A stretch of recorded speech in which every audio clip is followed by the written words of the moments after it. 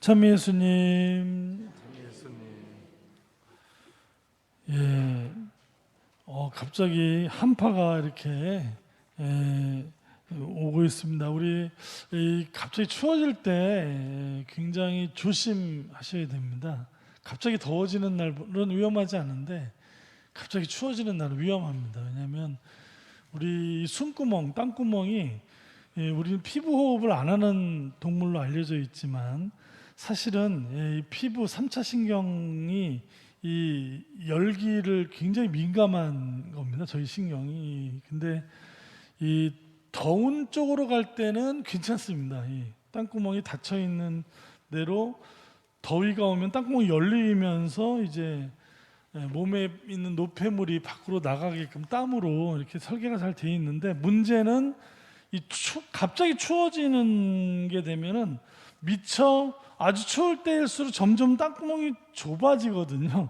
근데 좁아지는데 이제 시간이 필요한 겁니다. 사계절에서 산 우리들 유전자가 이게 그렇습니다. 그래서 가을이라는 기간은 겨울을 준비하기 위한 점점 이렇게 좁혀져서 겨울에는 거의 땅구멍이 거의 막혀 있습니다. 그래서 겨울엔 땀이 잘 안 나는데 이 좁혀지기도 전에 더 추위가 많이 오면은 이 좁혀지지 못한 열려 있는 곳으로 이 한기가 몸 안으로 들어오게 되면 굉장히 건강에 치명적인 게, 우리는 이 온도가 항온 동물이기 때문에 우리가 준비한 거보다 더 많은 한기가 들어오게 될 가능성이 높습니다. 그래서 겨울에 어제 코로나도 이제 뭐 끝나가 신난다, 겨울에 어디 따뜻한 나라 놀러 가지요. 예. 갈 때는 괜찮습니다. 예, 더운 나라. 하지만 한참 추울 때 가서 한참 추울 때 오지요. 올 때 큰일 납니다. 공항에서 땅구멍이 완전히 열려 있는 상태에서 우리나라 공항에 한파가 있는데 땅구멍을 다 이렇게 열어놓고선 놀다가 우리나라에 갑자기 이제 비행기 타고 들어온단 말입니다. 큰일 납니다. 돌아가십니다. 돌아가셔요. 젊은 애들도 알아놓습니다. 왜 그러냐면 이 추운 지방으로 갑자기 비행기 타고 오게 되면 굉장히 위험합니다. 그러니까 지금 우리가 생각했던 것보다 뭐 60 몇 년 만에 추위라고요, 오늘이? 아유, 진짜 이거 조심해야 됩니다. 많이 잘 입고 이렇게 들러 쓰고 다니세요. 아유, 감사합니다. 대답해 주셔가지고. 오늘 자 연중 29주일 또 엉뚱한 소리부터 했는데, 근데 조심해야 되는 상황이라 이 추위는 좀 조심해야 됩니다. 자, 오늘은 이제 하느님이 하시는 일과 사람이 원하는 일 얼마나 다른지를 우리가 이제 복음에서 하느님이 하시는 일과 우리가 원하는 일이 얼마나 다른가, 이거를 보여주는 게 오늘 복음인데요. 이 예루살렘으로 올라가는 길 중에 제자들이 와서, 특히 야고보와 요한, 굉장히 예수님이 사랑했던 제자들이죠. 굉장히 사랑을 많이 받았어요. 항상 야고보와 요한은 예수님이 어디 갈 때 항상 옆에 있던 사람들이 바로 야고보와 요한이니까, 얘네들이 하면 안 되죠. 자, 사도들, 이게 말이 막 나옵니다. 이렇게 추위 때문에 그러니까 이해해 주세요. 하여튼 핑계는 될 건 다 갖다 붙이고. 자, 아무튼 이 제자 두 사람, 늘 예수님의 사랑을 극진히 받던 이 제자 두 사람은 예수님한테 우리가 이런 걸 청해도 이제 먹힐 것이다. 왜냐하면 예수님의 청해를 받았던 사람들 중에서도 가장 최측근, 요즘엔 측근이란 말이 별로 이렇게 좋은 용어가 아닌 것 같은데 아무튼간 최측근이라고 생각했던 야고보와 요한은 예수님한테 와서, 스승님, 예루살렘에 올라가시면 높은 자리에 올라가실 것 같은데 저하고 요한을 좀 이렇게 지금처럼 스승님의 오른팔 왼팔로 좀 살 수 있게끔 이렇게 한 자리 좀 이렇게 주십시오. 이렇게 얘기하면 예수님이 걱정하지 마, 임마. 이 자식, 내도 우리가 남이가 이렇게 하실 줄 알았죠. 이렇게 할 줄 알고 이렇게 얘기를 했던 건데, 예수님은 깜짝 놀라십니다. 얘네들 봐라. 야, 너희가 지금 무엇을 청하는지 너희는 알지도 못하면서 지금 청한다 이거죠. 너희는 나를 오해하고 있다는 겁니다. 나를 오해하고 있다. 내가 가는 길이 영광의 길처럼 보이냐? 내가 마실 잔이 영광의 잔처럼 보이냐? 내가 받을 세례가 무슨 영광의 세례처럼 보이냐? 내가 마실 잔은 죽음의 잔이고 고통의 잔이며 내가 받을 세례는 낭만적인 세례 뭐죠? 세례는 죽음을 의미하죠. 죽음과 새로운 탄생, 이건 세례가 의미한, 내가 받을 세례라는 것은 십자가의 길을 의미하는데 너희가 그 고통의 길을 따를 수 있겠느냐 했을 때 예! 이렇게 대답을 했는데 대답 소리가 너무 경쾌한 거예요. 이거 알지 못한, 뭘 잘못 알고 있는 거죠. 예수님을 통해서 뭔가 신앙인들 중에 어떤 사람들은 굉장히 예수님만 믿기만 하면 뭐가 좀 될 것 같은 세상의 어떤 그런 뭔가 될 것 같은, 그래서 정치인들은 여기 가서 세례, 저기 가서 수계, 여기 가서 불계, 계란계는 다 들고 앉아 있는 게 이 정치인들이, 그래서 그런지 아무튼 뭐 온갖 종파의 세례는 다 받고 다니는데 오늘 이 신앙이라는 것은 과연 내가 복을 받기 위해서 예수님한테 뭔가 떡고물을 받기 위해서 예수님을 따르는 것이냐, 이제 그런 것이 아니라는 것을 오늘 우리에게 보여주십니다. 특별히 예수님을 따르는 길이 어떤 길인지 최후의 만찬 때 하셨던 말씀, 내가 너희를 위해서 내 몸을 바치는, 이것은 너희를 위하여 바치는 내 살이다 말이죠. 이 빵이 내 살이고 이 포도주는 새로운 계약의 피다 말입니다. 이렇게 이야기하면서 내가 너희를 위해서 내어주고 쏟아주는 사랑을 끝까지 하시는 모습, 저 두 마디의 말에서는 말에서 예수님의 인생, 삶과 죽음 전체를 다 요약한 말이 바로 이 최후의 만찬의 말씀이죠. 뭔가 남을 통치하고 지배하고 남의 것을 빼앗아 오려는 이 세상의 권력과는 다르게 정반대로 내 살과 피를 내어주는 삶을 사셨던 예수님의 저 말씀에서 느껴지는 것은, 예수님을 따르는 길은 지배하고 빼앗는 것이 아니라 내 것을 내어주고 쏟아주는 길이라는 사실을 이 제자들이 이제 깨닫기 전에 이제 그랬다는 것이죠. 또 돌아가시기 전에 겟세마니에서의 마지막 기도 있죠. 내가 원하는 대로 하는 것이 아니라 아버지께서 원하시는 대로. 신앙이라는 것은 결국 하느님을 받드는 섬기는 것은 내 뜻을 관철하기 위해서 그런 것은 이제 무속신앙이죠. 그런 것은 무속신앙이고, 우리 그리스도교 신앙, 예수님을 따르는 신앙인들은 아버지의 뜻을 사는 자녀, 아버지의 뜻을 사는 자녀, 그것 안에서 우리가 존재의 충만과 완전한 행복으로 갈 수 있는 길이 거기에 있다라고 우리 믿는 것입니다. 그래서 예수님께서 나는 섬김을 받으러 온 것이 아니라 섬기러 왔다. 너희는 섬김을 받으려고 자꾸 그렇게 나한테 그런 걸 원하는데, 나는 나 자신조차도 섬김을 받으러 온 것이 아니라 섬기러 왔다라고 이야기를 이제 하시는 거죠. 요즘 현대 말로 보면은 이제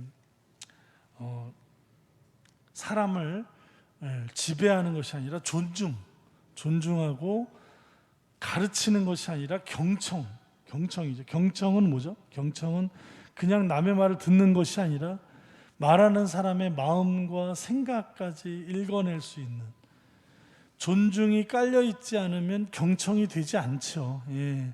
그리고 그냥 이야기하는 것이 아니라 진솔한 소통, 진정 어린 마음의 만남, 영혼의 만남을 할 수 있는 것, 이것이 바로 오늘날 예수님의 자녀들이 섬김의 삶을 살 때, 오늘날 말로 바꾸어 이야기하면 저 얘기죠. 사람을 존중하고 경청하며 진심 어린 소통을 할 수 있는 것, 이것이 오늘날 우리가 오늘날의 언어로 예수님의 자녀로서 사는 섬김이라는 삶은 바로 이것이 돼야 된다. 어느 한 사람만 그렇게 하는 게 아니라 우리가 예수님을 믿는 사람들이라면 이런 삶을 살도록 함께 해야 된다는 것이죠. 그래서 대통령 지금 선거 준비하고 있는데 메르켈 총리의 삶을 계속 이제 여러 방송 매체에서 보면서 정말 한 여인이 16년이라는 세월 동안 이 독일이 우리나라하고 비슷하지 않습니까?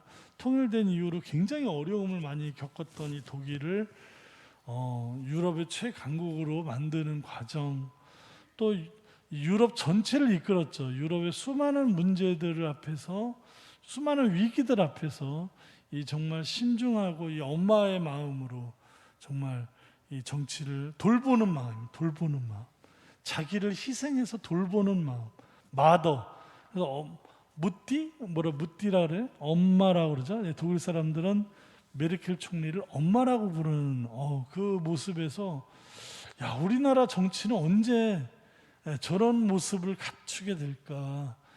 4년만 해도 서로 죽일 놈 살릴 놈 나고 껐떡하면 감옥에 들어가는 이 정치 문화에서 16년이라는 어마어마한 긴 세월을 하고 국민들로부터 엄마라는 소리를 듣는 이런 정치 문화가 언제쯤 우리에게 올까? 이재명 씨가 아빠가 될까요? 홍준표 씨가 아빠가 될까요? 윤석열 씨가 아빠가 될까요? 누가 아빠라고 생각하십니까? 각자 다 달라요.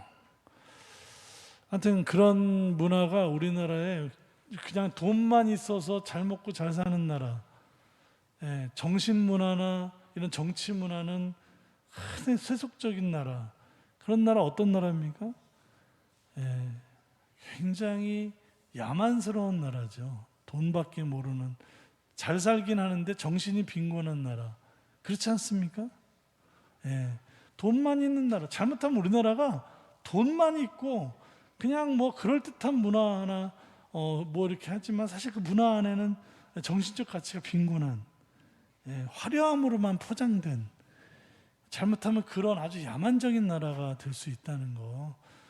우리가 그래서 특히 저는 다른 말 몰라도 지금도 물론 독일에서는 그 난민 문제 가지고 저게 많은데 그 난민 문제 결정할 때 정말 놀랐습니다. 지지율이 30%까지 곤두박질 치면서 그 결단을 내려서 그 사람들을 품에 안는 모습은, 물론 이제 나라의 출산율이 너무 떨어지니까 난민이라도 받아서 가야 된다라는 정치적인 판단도 있었겠지만 그 100만 명, 그 어마어마한 사람들을 그를 받을 수 있는 그런 용기와 강단이 정말 이건 정말 보통 사람이 아니다, 이런 생각이, 사실 뭐 정치 옳고 그름을 떠나서 그렇게 생명을 존중하는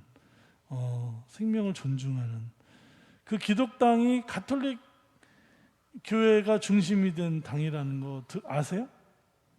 모르세요? 기독연합당이 가톨릭 교회가 중심이 된, 물론 그 메르켈 총리는 개신교 사람이지만 그 사람이 몸에 달고 있는 기독당이 가톨릭 교회가 중심이라는 겁니다. 그 당 자체가 지금 당 중에 가장 많은 의석을 차지하고 있는 당이 가톨릭 교회의 정신으로 가는 당이라는 겁니다. 대단히 놀라운데 그 예수님의 정신, 사람을 존중하고 경청하고 진솔한 소통으로 어떤 사심 없이 함께 이야기를 통해서 세상을 아름답게 만들어갈 수 있는, 오늘 그래서 이 섬김의 마음을 같이 묵상하고 싶은 노래, 예수님 닮아 강무처럼, 옛날 노래인데요. 이 김종성 신부님 아시죠? 저기 어디죠? 갑곳 아닌데? 바다의 별, 바다의 별, 그 일만이 성지 가면 김종성 신부님 거기 제가 몇 년 전에 거기 원장 신부였는데 거기 지금 이 김종성 신부님이 아주 젊었을 때, 30대 젊었을 때 만든 노래입니다. 이 강물처럼, 이 강물이 낮은 곳으로 흘러가듯이 예수님도 그렇게 낮은 곳으로, 가장 가난한 곳으로 흘러가셨던, 우리도 좀 더 한 발짝 가난하고 어려운 사람들을 향해 다가갈 때 우리도 강물처럼 흘러가시는 예수님 닮을 수 있다는 그런 노래입니다. 물론 아주 민요적인 흥겨운 노래인데요. 김종선 신부님의 젊었을 때 그 아주 막걸리 같은 탁주 같은 목소리, 저는 그런 목소리가 너무 좋은데 우리 신부님의 목소리 오늘 들으면서 추위도 좀 이겨내시고 정말 더 예수님의 자녀답은 어떤 섬김의 마음으로 사는 그런 한 주간을 우리 함께 기도했으면 좋겠습니다.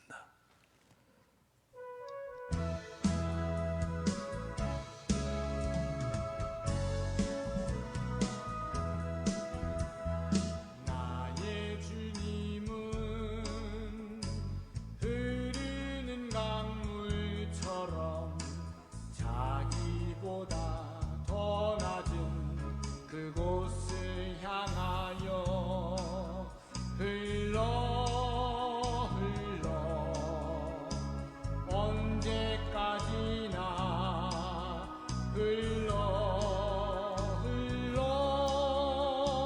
내려가는군. 내 주위를 조금만 둘러보면 도와달라 외치는 사람들, 그들에게 한 걸음 다가서면 어느새 예수님 닮아 우리도 흘러 낮은 곳으로 우리도 흘러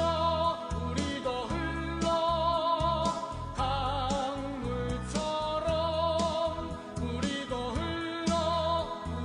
흘러 낮은 곳으로 우리도 흘러